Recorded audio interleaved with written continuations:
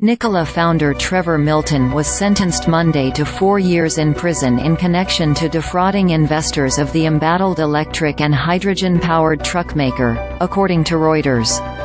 The punishment was far lower than the 11 years prosecutors had requested at Milton's sentencing in U.S. District Court in Manhattan. But it was substantially more than the non-jail sentence of probation sought by Milton's attorneys. "I did not intend to harm anyone and I did not commit those crimes levied against me," Milton told Judge Edgar Ramos before being sentenced, Reuters reported. Milton has shown little to no remorse for his actions, prosecutors said.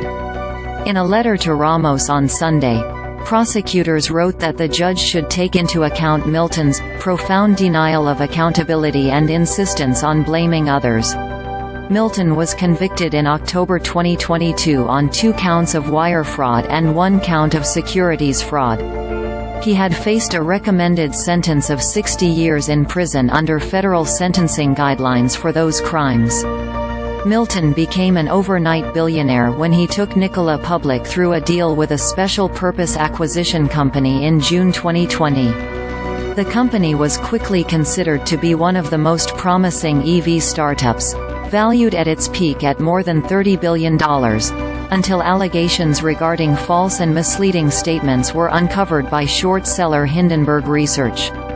Prosecutors compared Milton to disgraced Theranos founder Elizabeth Holmes, who was sentenced to more than 11 years in prison last year for defrauding investors in her blood testing startup.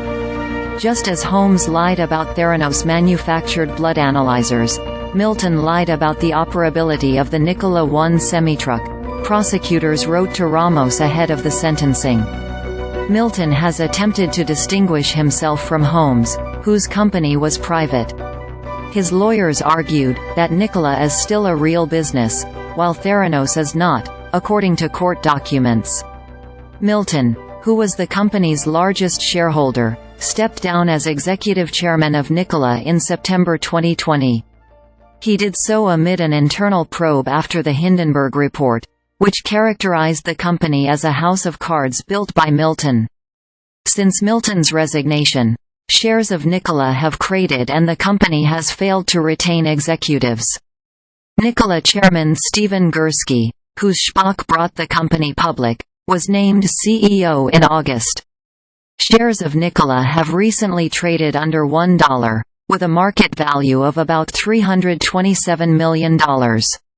Nikola was among the first heavily publicized companies to go public through a SPAC.